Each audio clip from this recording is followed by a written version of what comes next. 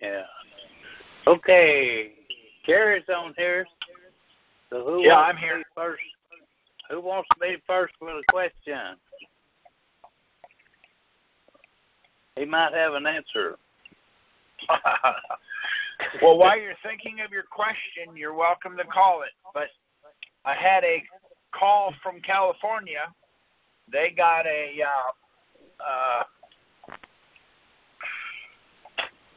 what do you call it? A retirement that's been seized. They got it released. All right. Yep. So that's the reason we're doing this, by the way. Yeah. So we're pretty excited about that. Okay, go right ahead and see if we can answer it. Okay, when you send the first letter to the tax court in D.C., how long is it between letters if you don't hear anything? 3 weeks, 4 weeks, you send another one? Okay, you're not sending a letter. You're actually sending Form 2, which is a complaint. You're actually filing a complaint. Okay. So there's a package. You do Form 3, Form 4, Form 2, Form 4, Form 5. And you fill that out, and then you mail. That's what you mail. So you're actually filing a complaint on the commissioner of the IRS. Then the court will take that complaint, and they will give it to the proper people, and then you will hear from them. Could be 2 weeks, could be a week, could be 3 weeks, but it's not a letter. You're actually filing a complaint. Does that answer your question? Well, not totally. I'm talking about in the very beginning when you send a letter to the judge in D.C. Okay, you're not talking about the tax court. You're talking about the United States District Court, if they have jurisdiction or not. Yes. Well, that's a good question. Somebody called me today and said they've already sent 53 letters and they haven't heard back yet. So hopefully that'll answer. So just keep every week and a half, drop another one in the mail. Keep it going to the same person. Now, I put a flag and a stamp on mine. Does that make a difference? Yep. I don't know if it does or not. It may not. It may. I don't know. That's what I've been doing. Okay. Then, thank you. What we're trying to do is you're just trying to build a case for yourself. You're trying to get yourself bulletproof, and that's all we're trying to do. See?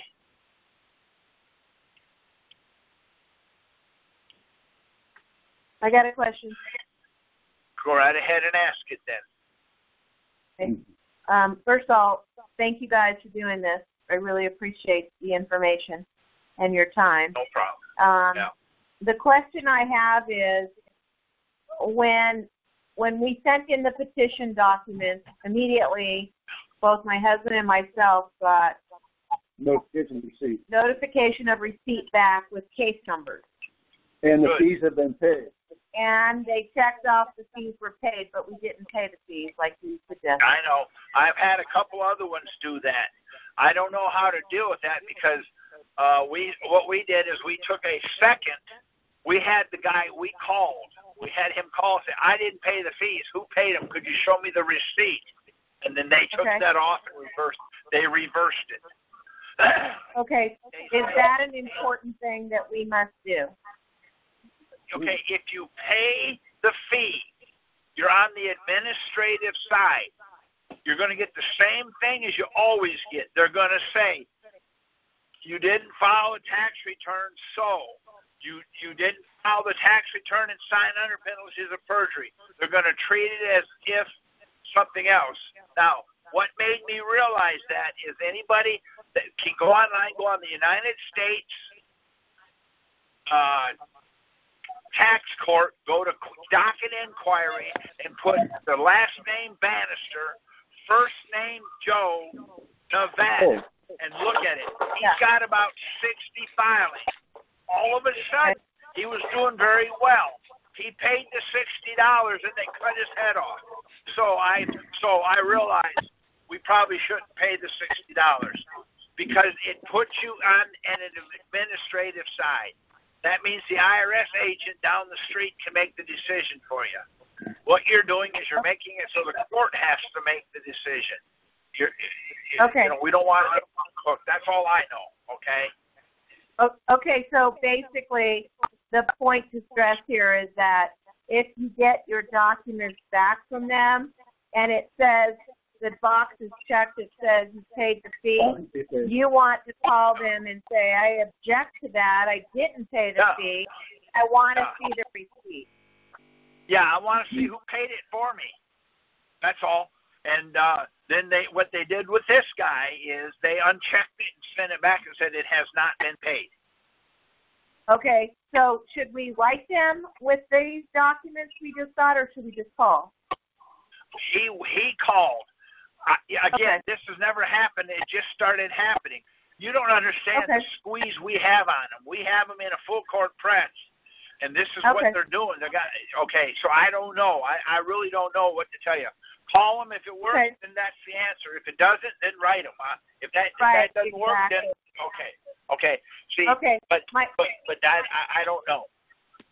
Okay, my next question is, now that we have the documents, acknowledgement, and a case number, could you remind everyone what is the next thing for us to do or to expect?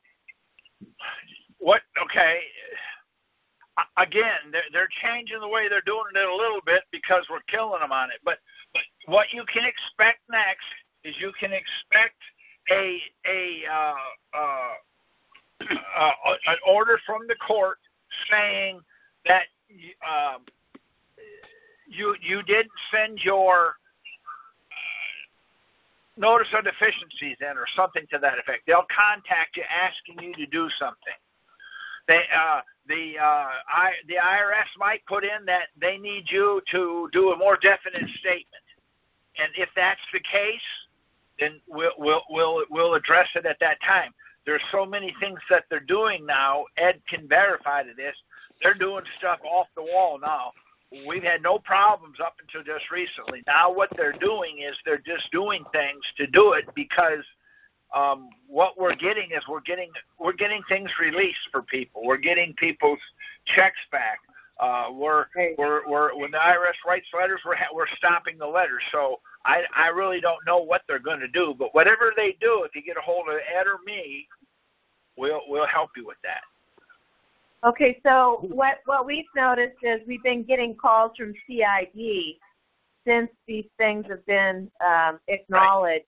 Right. But when I went on the internet, it shows the phone number is a total scam.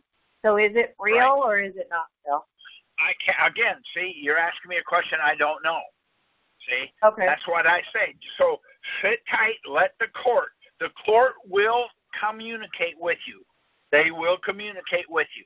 If you get something from the court and you read it and it don't make sense, email Ed or me, and we'll help you decipher it at that point.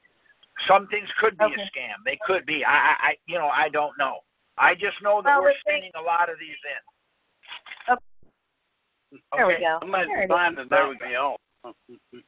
Okay. So my understanding has been that these people do not communicate or call you. It's usually always through the mail. Is that not correct? That's correct. But the IRS might call you asking you, why did you do this? Then your answer is, I never received a notice of deficiency, and then hang up the phone.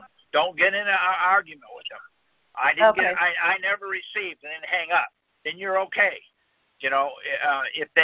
But if you don't answer the phone, you will get a contact from the court. They will.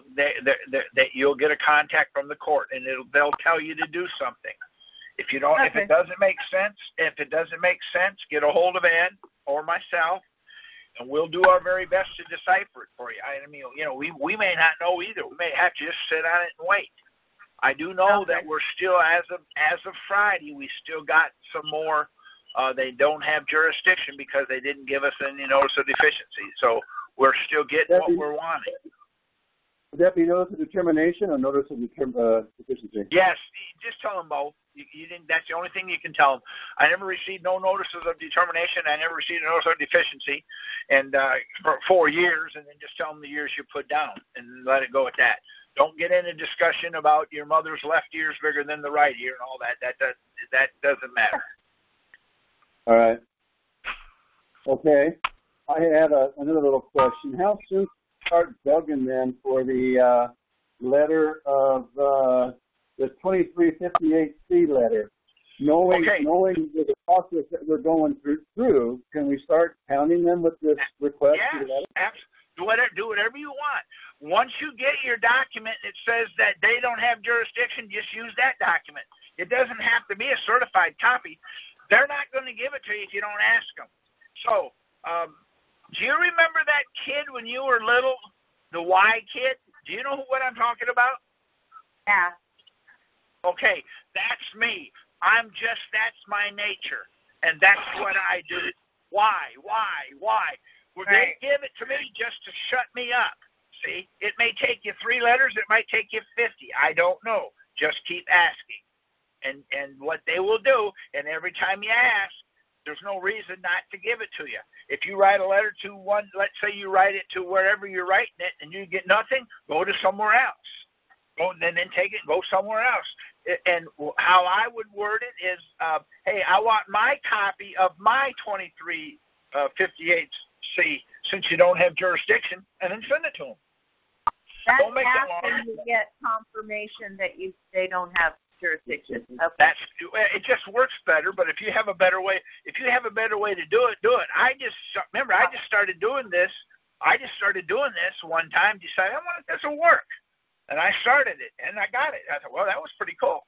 So I started. Okay, and as far as writing the judges every week and a half, we actually sent off certified mail, but I can't imagine having to send 50 of those for each of us. That's 100 of them. Are you guys sending them certified? I suggest that they don't. Just send them. And if you hear nothing, then send one certified. Then you can put in your letter. On such and such a date, see Exhibit A. You sign for it. When are you going to answer me? See, if you have to certify it, change the letter a little bit, then you can do that. See? In other words, it doesn't matter what they want or how they like it. We're doing this for you. So if you write a letter and you write 10 letters and they don't do anything, send one certified. Then turn around on the 15th letter and say, hey, on such and such a day, you signed for this. I know you received it. For God's sake, I don't know whether you have jurisdiction or not. See? Right. Because, and that's all what you're doing is as you do it, just do stuff because we're trying to get you, because if you have that, you're going to cut the legs out from under the CID. The CID is going to, if you come, they're going to take you to the United States District Court. But if they don't have jurisdiction, how do they, when you get there, you're done. You don't have to worry about the going to prison and all that. So that's all. How do you get the letter? Just be creative. But one thing I'm going to tell you, don't be, you sons of bitches. There's no reason for that. In other words, I agree. I know. All right, and just we're in a battle. You'll get more. My mother used to say you get more flies with honey than you do with vinegar. So you don't have to love all I totally agree with that approach. The other question I have is, do you find people have more success in getting their letters sooner if they handwrite the letter rather than type it out? I haven't seen a difference, but that's a good approach. Handwrite it if you feel it helps. It's only going to be 4 or 5 lines. Right. Yeah. Okay. Okay, good deal. And to that one, when we get that letter back from the U.S. District Court, do we ask for them to send certified copies, or is that only for the tax court? Well, this is going to be a letter. You can call back and ask them if they can certify it. They may charge you. So what?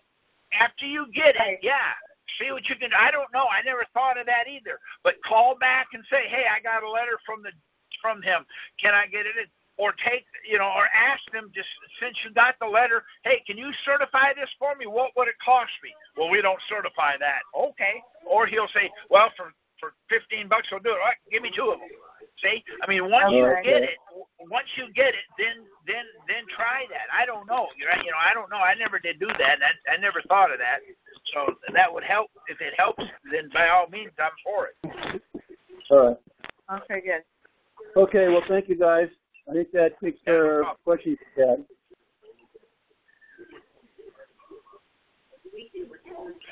Okay.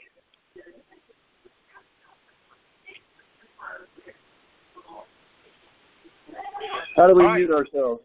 Star 6. Okay. Star 6. All right, thank you.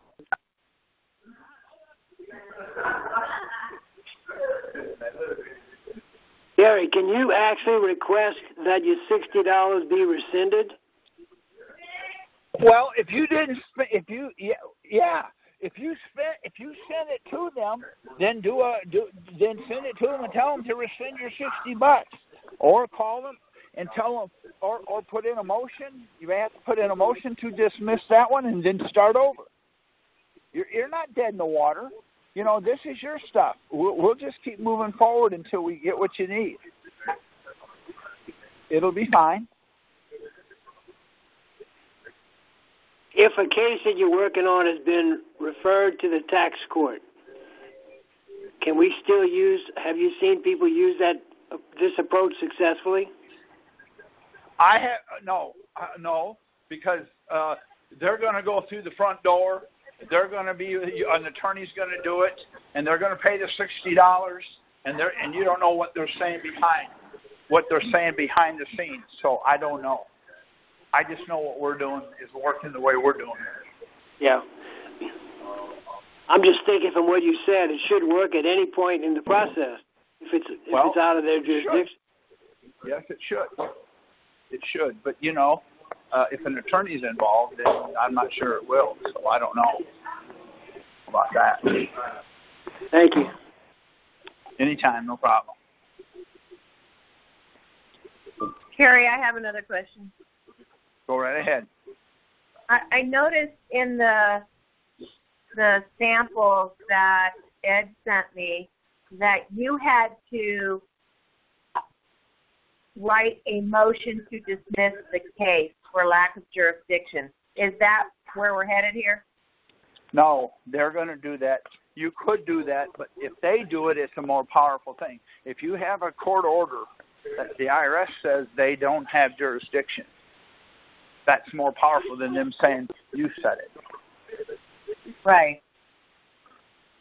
So far, I've never had to. Okay, what I've had to do, somebody would pay the $60, and we couldn't get rid of that. What we'll do is we'll put in a motion to dismiss, and they'll dismiss it for you. Then we'll go back and start over. We've had to do that before. Okay. Well, what was it that I saw of yours that you had to put in a motion to dismiss? I never did put in a motion to dismiss. They've always done they've always done it to my knowledge. Maybe and if not, then I missed something. But if you go on there and look, you'll see I have a whole bunch of them. Okay. Okay. So how long after you get the acknowledgement that they don't have jurisdiction do you see dismissal? Well, as soon as you get the final order, call back and get it certified. That's fine. Once you get they'll put in a motion to dismiss on March the 27th. On the 28th, it's there. Call and get your certified copies. Yeah, but what I'm saying is, once I get the letter, I don't know who's in the background, but I wish they would mute themselves. But what I'm saying is, as soon as I get the letter or the acknowledgement that there's no jurisdiction, how soon after that would I expect them to be dismissed? Oh, I don't know. That varies from. It just depends. It depends on who. I don't know. That's a mystery to me, because sometimes it comes in a couple of days, and sometimes it comes in 3 weeks. Okay. So usually it's within a month. Yes, usually within a month. But you're asking a corrupt system to do something to follow the book, to follow a book, or to follow a procedure. See, that's where the problem is. Yes, I understand. I agree. Okay. And then while I'm thinking about it, and then after all this happens, if they've got a lien on our property, which has been there for like 5 years, then I have to go to the county and ask for the 668, or ask them for the 668? The 668, the 668 is actually an IRS certified release of lien. It's a 668Z or Y, depending on if it's a lien or a levy. What you'll do is pull it in the county, and in the county it'll tell you it came from Austin, Texas, from Billy Joel. So then what you'll do is you'll take your certified copy, a copy of that, mail it to Austin, Texas, with his name on it. See? And say, hey, send me my 668 or send me my certified release of lien because you don't have jurisdiction. And then just start hammering them all different ways. Because I can't tell you what's going to make it happen. I just know that that's what we're doing. Okay, so basically I look at whoever signed this bogus notice of lien, and then I'm going to address it to them where for the 668? Okay, if it came from Ogden, you're going to go to Ogden. If it came from San Francisco, go to San Francisco. If it came from Austin, go to Austin. If it comes from Kansas City, go to Kansas City. In other words, on the lien itself. Am I asking for a 668 from them? Is that what I'm doing? You can do that, but what I would do is I would ask them for my certified release of lien letter or my certified release of lien. That happens to be a 668. The problem is you don't know whether you need a Y or a Z.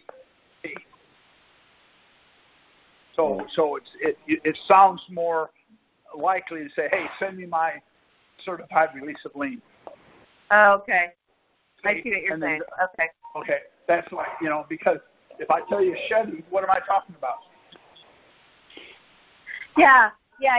So basically what you're saying is to just paint a broader picture there. You go. And don't get specific. Just say, give me a certified release of lien that you owe me. There you go. Okay. There you go. And it'll come back it'll be a 668, but it'll be a Y, a Z, or a D, or whatever it is that you need for yours. And once I get that, then what's the next step there? Take it to the county? Take it everywhere. You can mail it to anybody. Yeah, the county. Then that's what you got to have. Once you get that, it's over. Okay. And what you're doing now is what's going to should give it to you. Right. Okay. All right. Great. Thanks. No problem. But think about what you're doing and just do it. What's right? I don't know. Nothing's necessarily wrong because we've been doing this for 30 years and nothing's working. Now we got something that's working. So we're just going to have to do it. See? Do you do 3 steps or 2 steps? I don't know. Do them both. Okay, next.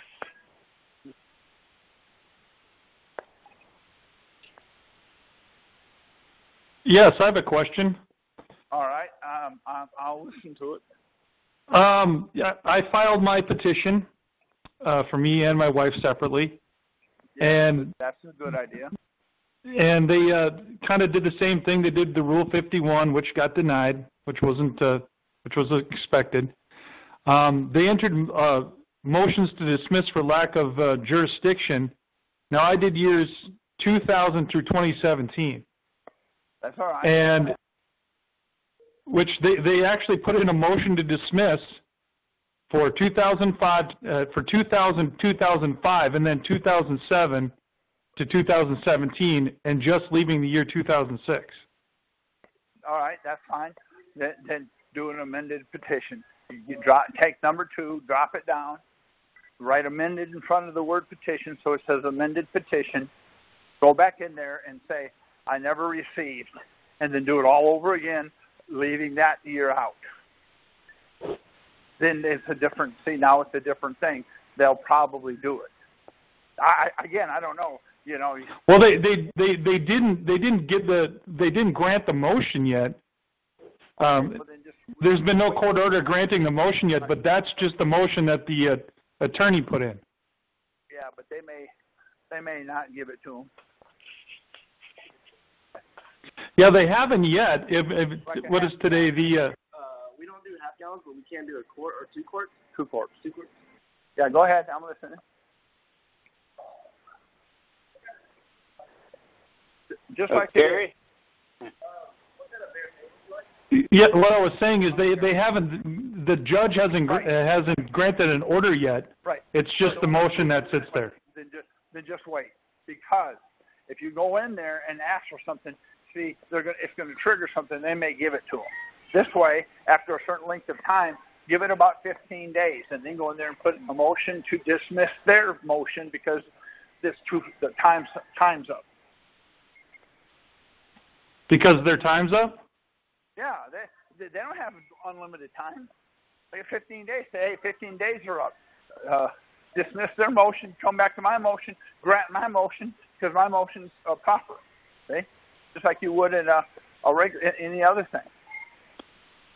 Okay, so I should submit a motion to dismiss for lack of subject matter jurisdiction. That'll be fine. In your case, yes.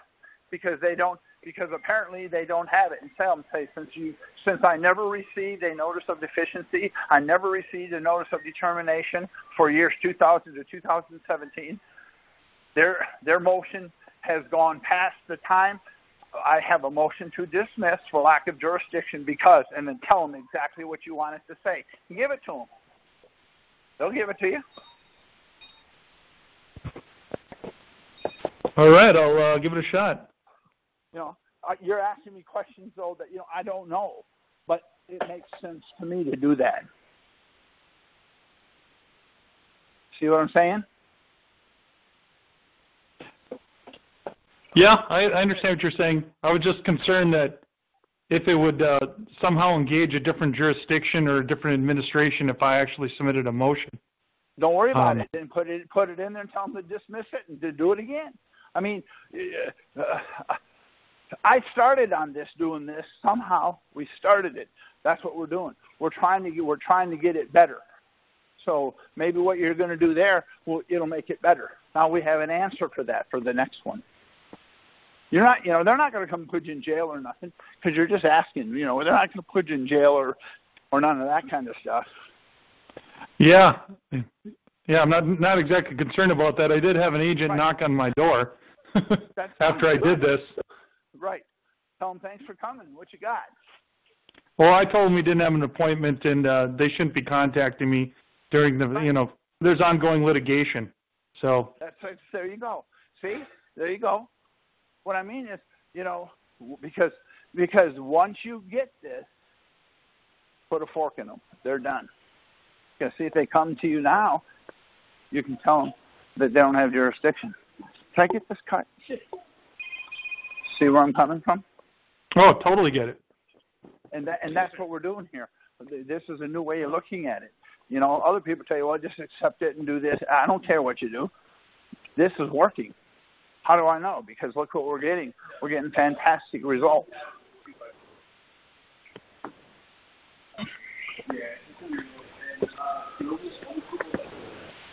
All right, I appreciate your insight. I'm gonna write a motion and send it in. Okay, there you go. It seems to me, just from an observation, I'm a student of equity law, and I've been studying it, and it seems like you've almost triggered the equitable side of court when you didn't pay the administration fee. All right, no problem. Oh, maybe that's what happened. I don't really know that. Yeah, it's me guessing. Like I said, I'm a student, and I study and I have research and whatnot, but maybe blissfully and thankfully that's what we've done. So just a comment. Right Thanks. now? Appreciate it. What I need 2 inches. 4. Our blog is texasrepublic.wordpress.com. Our website is thetexasrepublic.com. Our email address is oneyellowroseenterprises@gmail.com. Our YouTube profile is, this is the link, because YouTube doesn't allow us to have a customized URL until we have over a certain number of subscribers.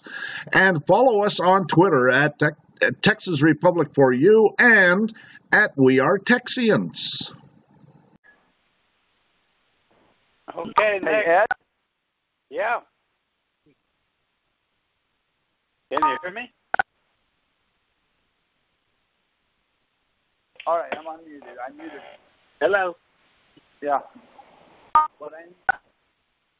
Carrie? Hello, Carrie.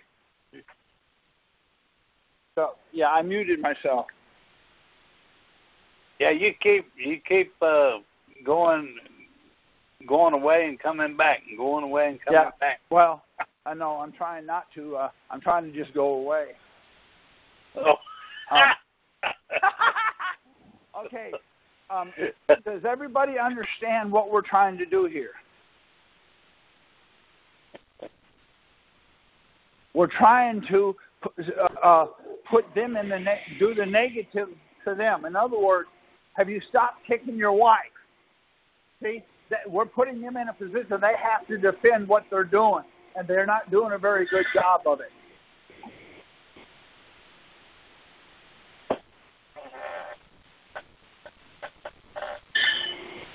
I hope they don't figure it out. Yeah, I understand. That's right. That's right. So, anyone else got any questions?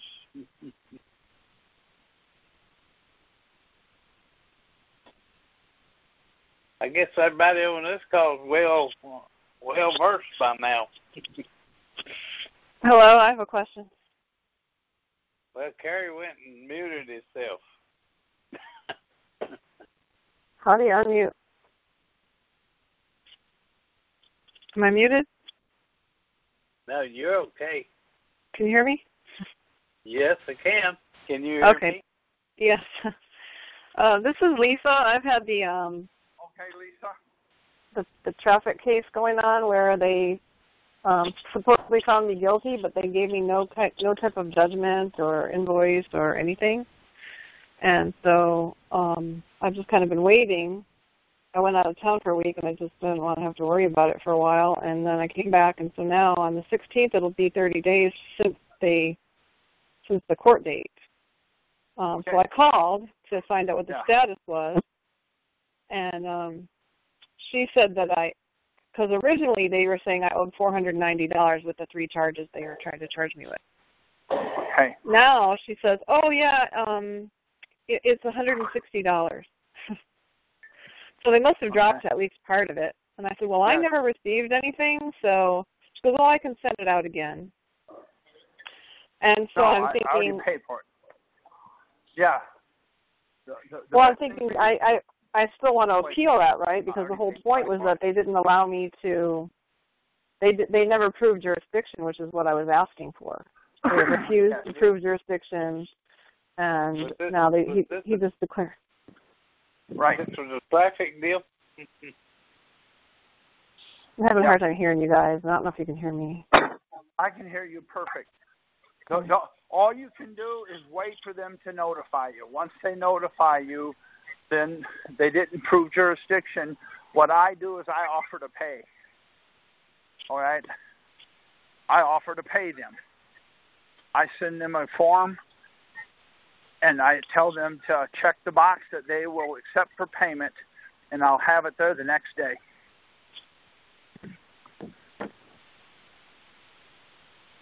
I give them 30 days. Okay. They can't ask for Federal Reserve notes. You know that, right? I'm having a hard time hearing you. I'm all the way up on my volume. I can't hear. Okay, can you hear now? That's a little better. All right. Well, what happens is I always give them. I just send them in a form, and I ask them, "I'm ready to pay it. I'm ready to pay it. What box? Check the box. Sign under penalties of perjury, so I can bring you your money." And I send it to them. What does that mean, though? If they can prove jurisdiction, is that what you mean, or? It doesn't matter if they can prove jurisdiction. Are you in front of a computer right now? No. Okay. They can't ask for Federal Reserve notes. Okay. Well, what are the forms of payment you're offering? There you go. What are the forms of payment you will accept? I need to know the specie. Specie means what kind of money. If they don't answer you, default them. You know, that doesn't mean that they won't make you pay it. It just makes it very difficult on them. It's very expensive. It becomes more expensive to collect than it does to pay it. So I don't want to appeal this and try to get the whole thing dismissed and get a precedent in that regard? Yes, if you can. That's always better. But, you know, what we're doing is we're presenting the law to them. Right. What they're doing is they're sidestepping the law. Okay. See the problem? And that's where the problem comes. Okay, you're trying to present the law to them. You got lawyers and judges that are they hate the law. They loathe the law, so they step aside of it. Why? Because if they bring up the law, they're dead in the water. See? So all we're doing is we're always nice. I'm confused. I don't understand. Right. See? If you don't understand, you know, they're going to explain it. We want money. Man, I'm so glad you said that. See, now I need to know what species of money you want. See, in other words, as long as you have a dialogue with them, you're doing well. See, the problem is there's no set rules because attorneys and judges hate the law. They hate it. There's no way they can like it and do what they do. See?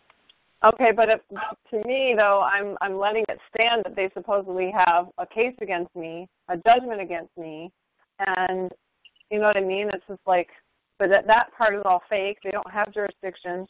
So that's right. I mean, So the thing is I want that dismissed. I don't want that on my record. I don't want them coming after me. I don't want them arresting me because I didn't pay their $160 in whatever version of money they're supposedly allowed to take. You know what I mean? It's like leaving it hanging up in the air so that the next sheriff that stops me is going to have a reason to arrest me. I don't want that. Well, okay, but make out a form for them, telling them that you've got this outstanding order, alleged order, number 1, 2, 3, 4, 5, whatever it is. I need to know: do you have jurisdiction over it? Yes or no? Let them check yes. Man, I'm so glad you got it. How'd you get it? See, you can start it that way. You can introduce it at any time. But that's that's a state thing. States are becoming harder and harder to deal with. May I? Yes. United States Code Title 31. That's under banking and finance. Yeah, Section 3124. Yep. Under Section 3124, they can only receive gold or silver for payment. It is a felony for them to receive any type of trust or bond for payment. A Federal Reserve note is a bond. I yield. Right. I mean, I understand that you're saying that I can agree that I'll pay them if they're able to, the only thing I can pay in is FRNs and they can't receive those. But again, that's me basically conceding that they had a case against me to begin with and letting the judgment stand. So, all right, so they have a case against you. So what? But they don't. The whole point is they don't have jurisdiction to even have done for any of this to have happened. So. I understand that, but that we can answer that. What I want you to do is email Ed, and I'll send you some things that I've done. I'll send you some forms that I've actually made up forms. I'll define form for you. I'll show you how to use it, and send it to you, and then you can try that and see. If you stay on it, it works. I mean, it'll work, I think, very well for you. So okay. Get with Ed. Ed will get you to me, and I'll do my best to help you that. Now, does anybody have any more questions? The main thrust. It's okay. The main thrust we're having here is these state issues are difficult, but the main issue that most people seem to have, that me and Ed have gotten our arms around pretty good, we're doing pretty well with, is the IRS issues. If you have an IRS issue, ask the question. So that's kind of where we're geared to answer, and we can get the target off your back.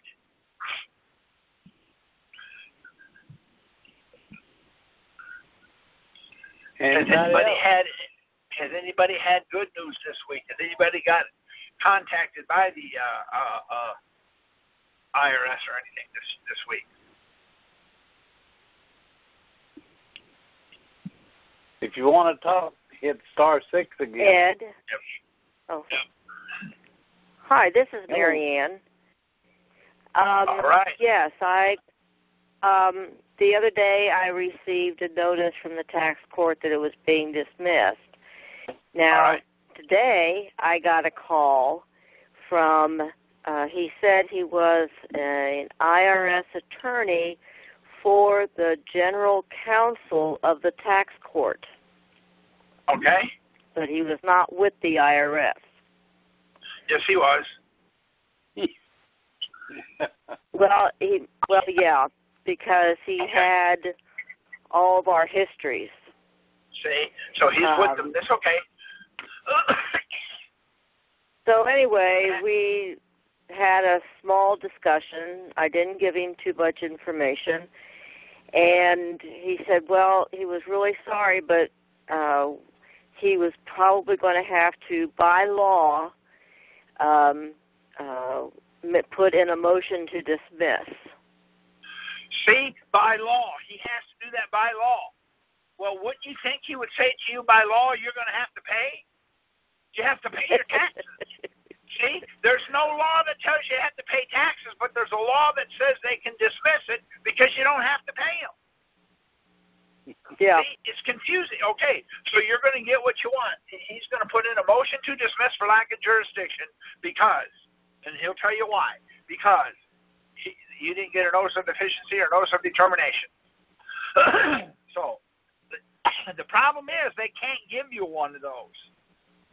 I know. Okay, so if they can't give you one and you didn't get one, then they say, well, we got to dismiss it because we didn't give you one. Well, we're happy about that. Well, he said he couldn't give me one, or he said, are you sure you didn't receive it? I said, well, I can't tell you anything because I don't have my documents handy.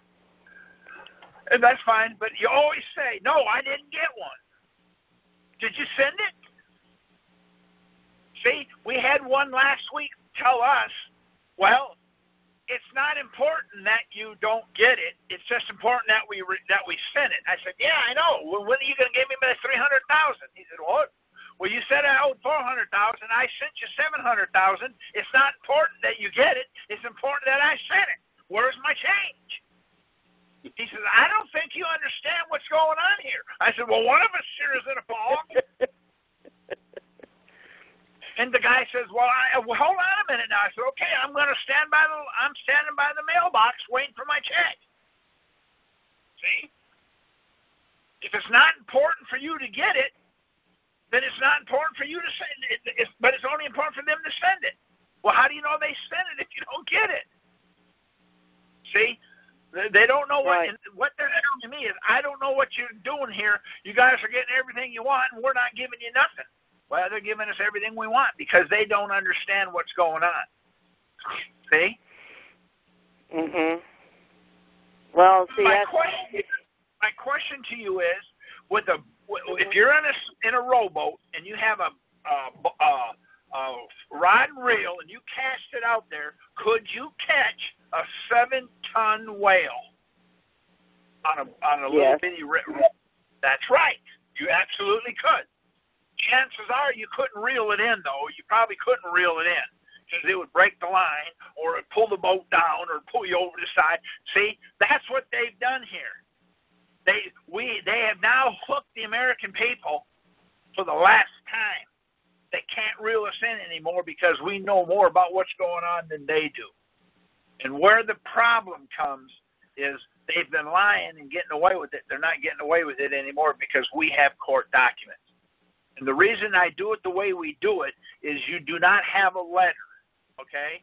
You have a court order. If the IRS calls you on the phone and starts squeezing you hard, you don't know what to say. Say, it looks to me like you're breaking the law because I have a court order, and that's contempt of court. It's no longer about taxes. It's about contempt of court. Does that make any sense? Oh, absolutely. See, so what we're doing is we're no longer got that little fishing pole hooked to our lip and they're pulling us in. They can't reel us in anymore because we have all the power. We've always had all the power. We just didn't know how to we just never understood what we had. So what we're getting is we're getting a court order that the IRS says they don't have jurisdiction. So when the IRS writes you a letter in the mail, a CP-504, take the CP-504, put it in an envelope, take one of your copies of your certified letter, put it in there, mail it back to them. You're done. Because if they now come back, now I'll see you in court. You're in contempt of court, no problem. Now you can go to the United States District Court because it's about a court order now. It's not about taxes. See what I'm saying? Oh, so yeah. what we're doing is we're converting this from a non-judicial, because nobody has jurisdiction, to something that has teeth on it. And the teeth that it has are big. I mean, we're able to stop them from doing anything and everything because they don't. I tell you, how much we appreciate this. I have tried everything for 4 years now. That they've been garnishing our pensions. Yep. Well, Friday we got a pension. We got a pension back on Friday, by the way. Okay. I'm glad to hear that. You know, we're trying the best we can with it. And what you're going to do is once you get your court order, get your certified copies, then go get a bunch of copies of them because it'll have the wet ink signature of the judge on it. Okay. Now, what's more important, a letter from the IRS that's not signed or a court order? A court order. Every time. See what I'm saying? We now have the kick and shoe on our foot. Absolutely. Thank you so much. I sincerely appreciate it. We're happy to do it. We're happy to do it. We're trying to do this. Now, does anybody else have any questions? I want to make sure we stay on target for you, and I want to make sure we get your questions answered. Gary, would you explain the process again, just to review? You send the letter to the U.S. District Court about jurisdiction. Okay. The United States, if you go to jail, the CID is going to pick you up and take you to court. They're going to take you to the United States District Court. So what you're going to do is you're going to write a letter to the United States District Court in Washington, D.C. It's a court of limited jurisdiction. All courts are limited jurisdiction. You can't get a divorce in a federal court. You got to go to the family court. So every court is a limited jurisdiction. So you're going to write the letter, Dear Judge so-and-so. Their judges' names are listed on their website, and it gives you the address. I notice that you're a court of limited jurisdiction.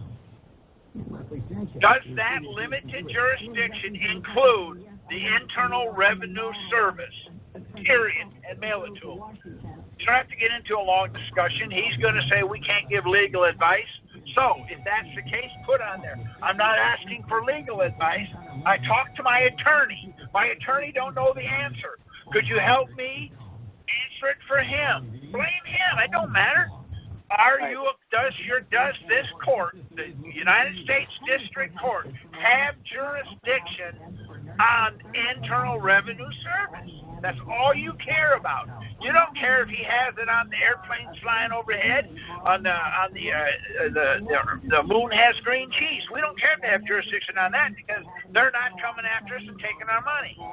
What's going to happen is the CID is going to pick you up and they're going to take you and put you in front of a United States District Court, and then when you start to talk, they're going to tell you to shut up. Then you're going to shut up because you don't want to go to jail. Well, that's where they're taking you. If you have a letter signed by a judge saying they don't have jurisdiction, see, you cut the legs out from under the CID. They can't do anything because they don't have jurisdiction. Right. Now you're doing the same thing. You're doing the same thing with your 2358C letter, dear IRS. You don't have jurisdiction. See my enclosure. It's there for your convenience. See? You don't have jurisdiction. Send me my copy of my 2358C for the years in question. See? Put it right in there with it. 2000 to 2017. They're going to send you a 2358C that says you are not legally required to file a tax return for the years in question, 2000 to 2017. Now you're golden. Because if the CID comes at you, they're going to come at you for willful failure to file. Then you're going to send that to them and say, I don't know what you're smoking, but send me some. See? Because they don't. You got it right from the attorney. I mean, right from the judge. All we're doing is common sense things, and all we're doing is building you a wedge or a wall around you where they can't bother you anymore. Yeah, Kerry, I appreciate that. You mentioned that the IRS doesn't have jurisdiction. I guess I'm confused on the U.S. District Court not having jurisdiction versus the IRS not having jurisdiction. Would you clarify that?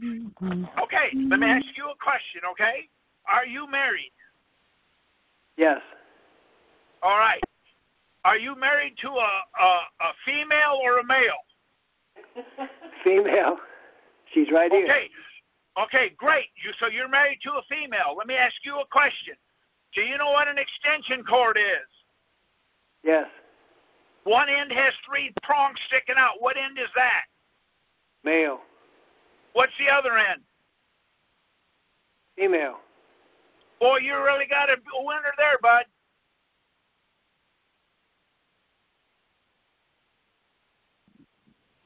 Help me out here.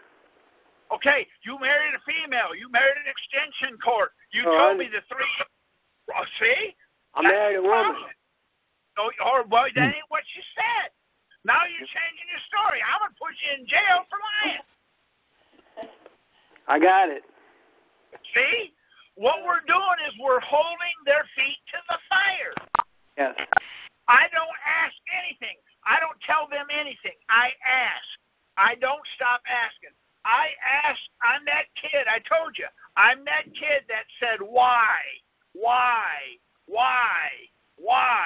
I never stop asking why. And the reason for it is, I got more why questions than they have answers. I got it. See? All you're trying to do is get an answer out of them. What answer do you want? If nobody has if no court has jurisdiction on the IRS, how does the IRS put anybody in jail? Well said. There it is. See? Thank you. No problem. Gary, I have another question. Go right ahead. I said something that made me rethink what I'm doing. Okay, so I'm one of those people who has filed tax returns along with my husband for many, many, many, many years. In the last couple of years, I've realized, wow, we shouldn't have been doing this. But because we were in business, maybe Don't forget to subscribe to this YouTube channel. Don't forget to like this video. And don't forget to click the bell next to the subscribe button so you're notified when there's a new upload. Here's the front page of the channel. The bottom arrow is pointing at the subscribe button that's normally red until you click on it, and this one turns white after you subscribe. And the right one is the arrow. The top arrow is pointing to the bell. Now, the bell doesn't show up until after you click the subscribe button, and then the bell will show up. And that way you can be notified of new uploads. That's why we thought, no, we have to do it, whatever. So it doesn't matter if we have filed all those years that we put in that petition or not. We're just trying to get them to tell us they don't have jurisdiction for the future, correct? There you go. Absolutely. But that's fine. Here's my question. If they didn't have jurisdiction for years 2000 to 2017, and you paid them $100,000 for those 2 years, what are you going to do about that? That's my next question to you. You're not going to believe this. There's a court out there that will take that and give it back to you. Okay, well, let me just, Dan, you just struck a nerve, because that was my next question. So, number one, it doesn't matter if you've just woken from the dead here. You can still do this process. You can still say you didn't get any of these documents for all those years. And then number two, there is a remedy to get that back. There has to be a remedy. They give you a remedy for everything. Let me ask you a question, okay? When you were young, did you wear glasses? Now that you're old, you're wearing glasses. Something's wrong with this picture. Yeah, now I can't see. Guess what? I go get contacts. I don't wear glasses and I can see. See? What you're saying is it doesn't. Okay, what matters is the reason you're doing it is if they didn't have jurisdiction, they should have known that. They should have known that. But they squeezed you and threatened you to pay them something they had no business doing. Is that what you're asking? There you go. So how do you get that back? What court are you talking about? Well, it doesn't matter what court I'm talking about. Hey, you haven't even got your court order back yet. You need that to get it. Got it. And I think the other thing that's really important is that people don't get confused by the letters to the judge versus the petition to the U.S. District Court, because I was confused about that. Well, I'm just telling you to do that to protect yourself against going to jail, because the CID, they're not happy. They're not happy with what we're doing. So what they're going to do is they're going to show up a day and knock on your door and say, "I'm with the CID. I'm the investigation a division of the Internal Revenue Service." So what? They're Title 27. I don't care what they are. They don't have jurisdiction. How did you get it? The IRS doesn't have it. How did you get it? See, now you got the kick and shoe on your foot. Right. Can you hold the person knocking at your door personally liable for knocking at your door knowing they shouldn't be? Say that one more time. Hold the person that knocked at my door personally, commercially liable, I guess. Is it a commercial or personal liability for knocking at my door knowing that he shouldn't be coercing and trying to squeeze me? Yes. I'm sure you can. But the problem is, if I knock at your door and I threaten you, you don't know nothing.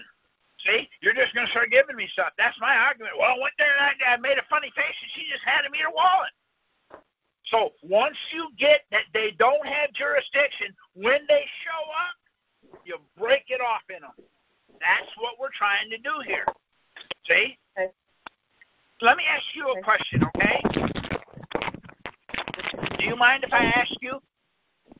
Oh, go ahead. Sure. Okay. Are you married? Yes, I am. Okay. Are you a prostitute? No, I'm not. Okay. Why do you carry around the tools that a prostitute carries? In my eyes, you're a prostitute. So I'm going to offer you $50. Is that enough? Oh, you see, that's what they're doing. Once you understand that, see, we're trying to get you prepared when they knock at the door and he offers you $50. You take the $50 and you beat the dog crap out of him, throw him in the yard and lock him out. Why? Because he's in the wrong business. See? It's not the tools you carry. It's the activity. It doesn't matter what you say. Yeah, I'm a prostitute, but then how come you're not making any money? Well, I'm just kidding. See? That's not the point. See, they know better. They have to know better. If they don't, they've been trained incorrectly. If they've been trained incorrectly, that's how we get them. Have you ever heard of 40 acres and a mule? yes. I'm setting you up for 40 acres and a mule because that court and that system and that process is still in place. So You're going to go ahead. Okay, so if they knock at the door, do I just whip out one of those certified letters? Here you go. What are you doing here? Ask him what do you want. What do you want? Ask him. Then say, okay, well, you may not know this. I'm one of the people that don't have to file. Here, you don't have jurisdiction to be here. See, your own boss told you did. Be careful. From this point on, whatever you say, I will use against you. Can I help you? Okay. See? Okay, gotcha. See? Do not say you son of a bitch because that's not appropriate. You're going to have to defend that. You just be kind. Here's my letter. Here. See? See? It's really a simple process. Okay, that's very good. Can I ask you one more thing, just because you guys seem to be very knowledgeable about the law, and I have learned that all of these mortgages are bogus as well. Do you guys do anything in that realm at all? Okay, you can't know everything. I have some people that I work with that do, but this call that would take a whole night to call on just that, because that's all right. Let me explain it to you this way. Okay, a friend of mine called me yesterday. He went to San Francisco and went to Chinatown. He walked up and down the road and walked into the shop, and when he walked in there was a brass rat sitting on the counter. He looked at that brass rat and said, man, that thing looks so real. When I look at it, I got to have it. So he asked the guy, how much is that brass rat? He said, it's $12, but if you want the backstory, it's $100. He said, nope, I don't want the backstory. I just want the rat. He takes the rat, puts it in a bag, pays the $12, and walks out. He gets a creepy feeling. He turns and looks, and there's 1,000 rats walking behind him. So he picks up his pace, turns around, there's 10,000 rats behind him. He really gets a weird feeling, so he runs across the street, turns around, there's 1 million rats running behind him. He sees a bridge, and he runs up on top of the bridge and throws that brass rat in the water. All 1 million rats jump in the water and drown. The guy says, man, that's pretty wild. So he went back to that shop. That shop owner says, you back here for the backstory? He says, no, sir, I'm here for a brass Democrat.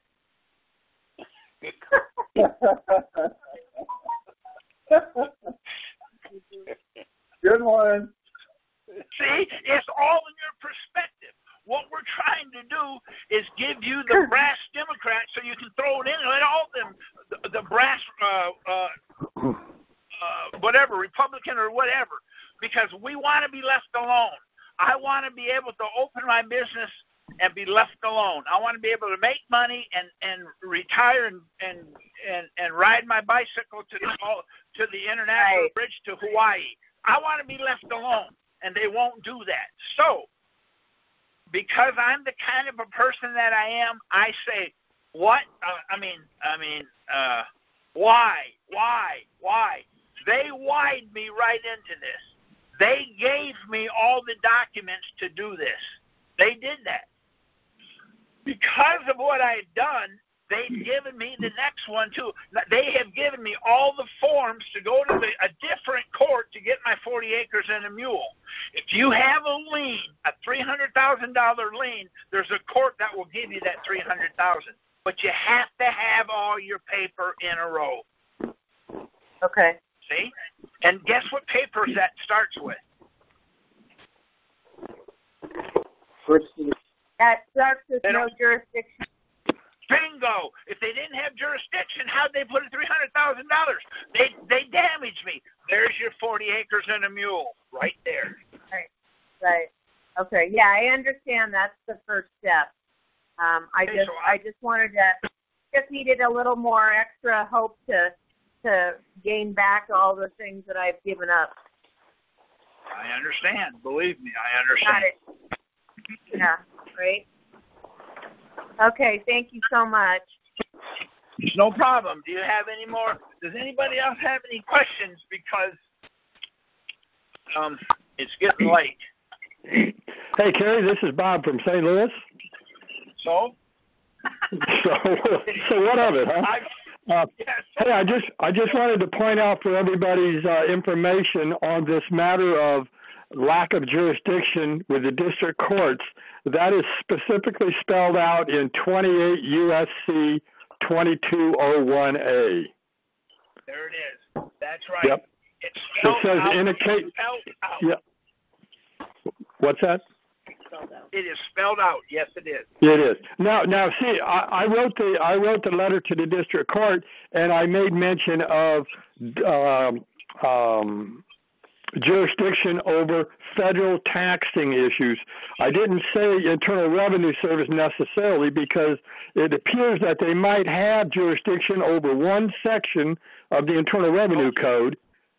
Yep, but they don't have it over the IRS agent, because they set it up that way because the IRS is incorporated under the IMS. That's right. See? Okay, so that's like saying I drive a Chevy, but I broke my rim. My friend's Ford rim won't fit on my belt. Oh, I get one lug nut on it. That's all I get is one lug nut on it. It doesn't matter. You can't drive it because they're on it. See? And that's where the problem comes in. You want them to admit it. They know. Once they tell you they don't have it, then when the IRS comes after you and they take you to the wrong court, it's a field day. Now, guess what? I'm going back to my 40 acres and a mule.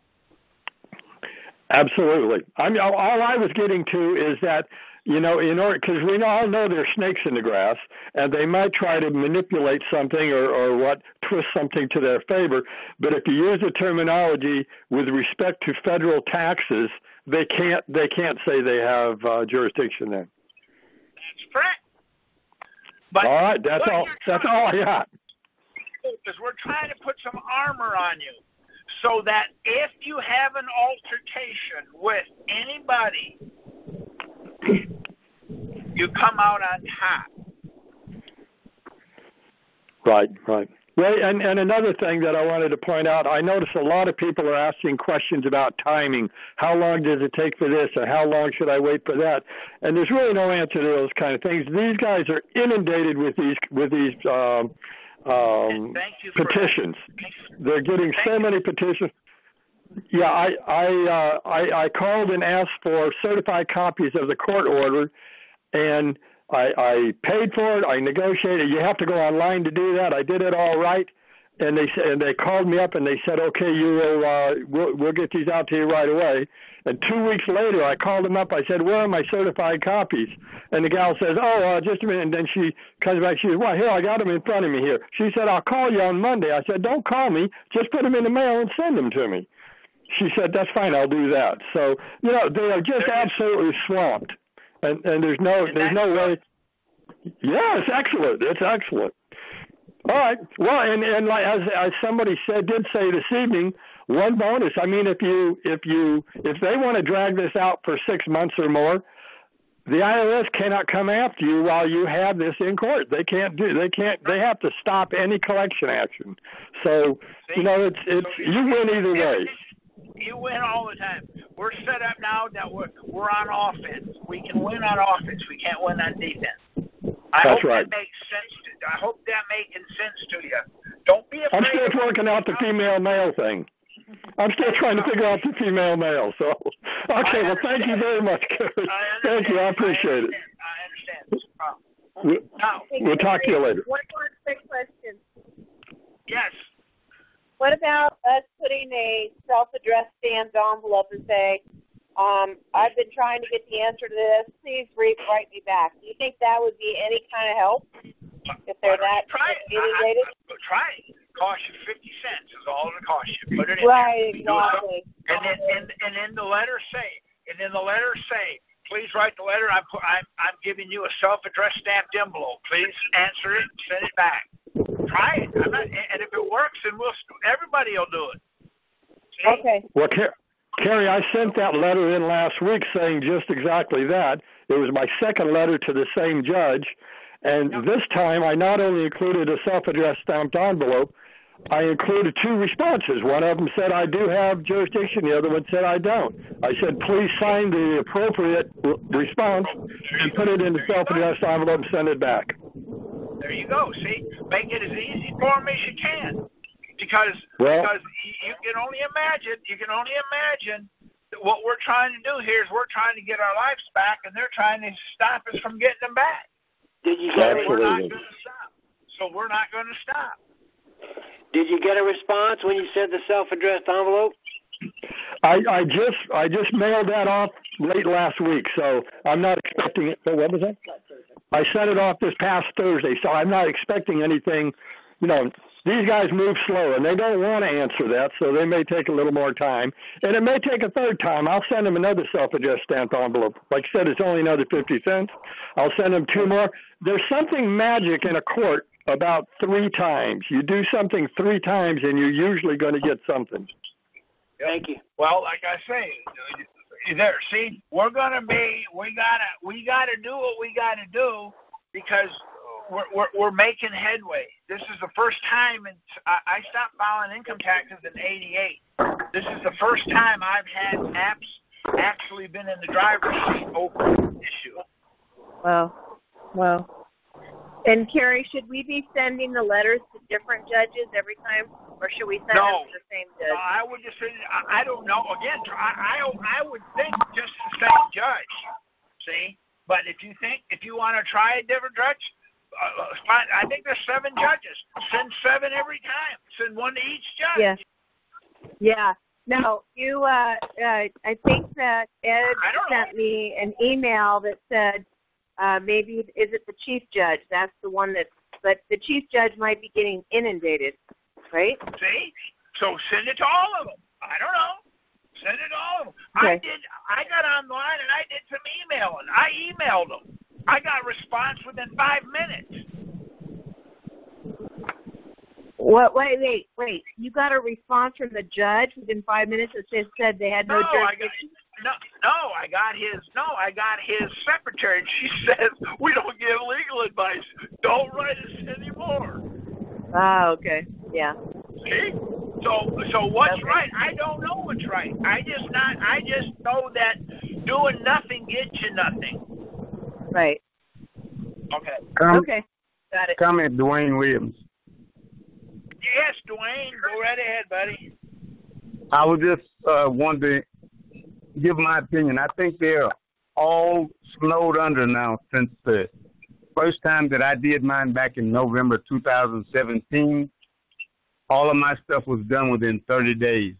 Now that everybody's catching on, they're under a snowball effect, like a snowball running down the side of a snow-covered hill.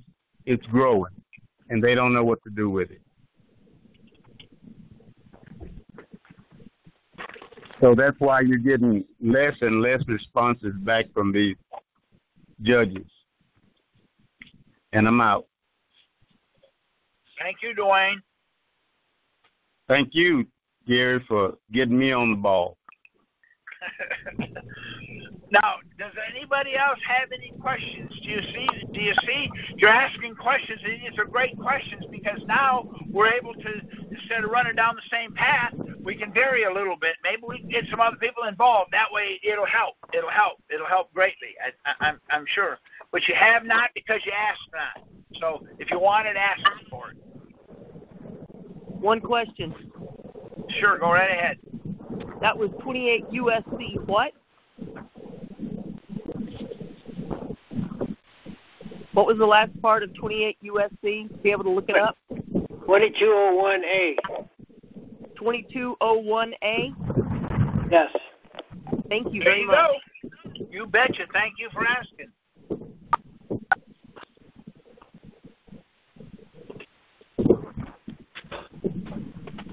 Someone said, like, while this court case is going on, they're supposed to cease all collection actions. My case has been going on for 4 months, and I wonder, it may keep going on longer. Is there somebody I should notify to stop a levy or a garnishment during that? Will the employer know, or is there a letter we get, or any thoughts on that? Hold on just a second. Carrie, you're muted out.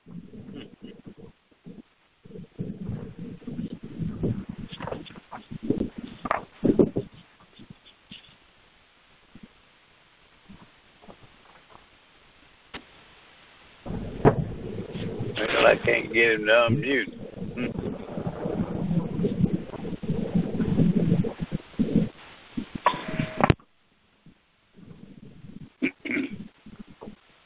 Can you send me that request you just had on an email so I can send it to him later? Yes. I'd be happy to. Okay, you got my email? Is it... Check out our other videos and playlists. Republic of Texas RT documentary. Texas and other American states is under a military occupation. The Republic of Texas Forum of 2016. And describe the kind of people who would thrive in independent Texas. And so check them out. I got my pen ready. What is it again? REPTX777 at att.net. That's REP, which is short for Republic, TX, short for Texas, 777. All right, gotcha. Thank you very much. Ed, a real quick question. Thank you.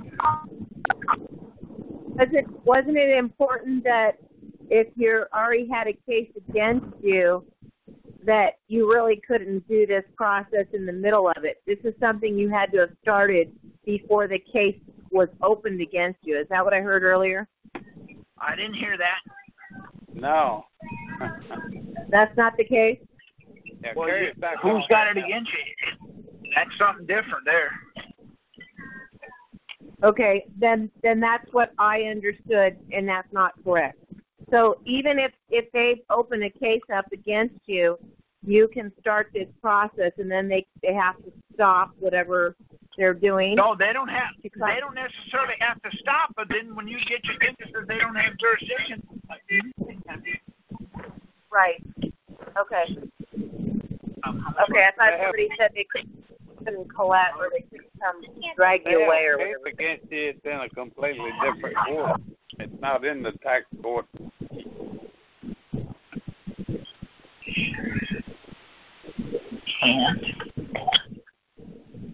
Gary, you're open now. I am? Yeah. Yeah. Okay.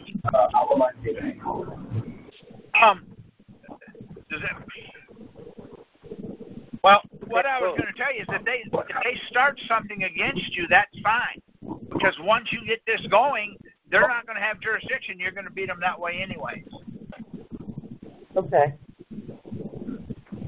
Okay, I tried to get myself straightened out there because of the gentleman just before me who was asking his question. That's fine. Thank you. Hey, folks, it's that time for us to round this up. Does anybody have one short question?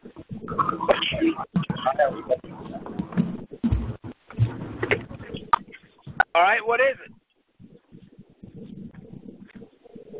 Okay.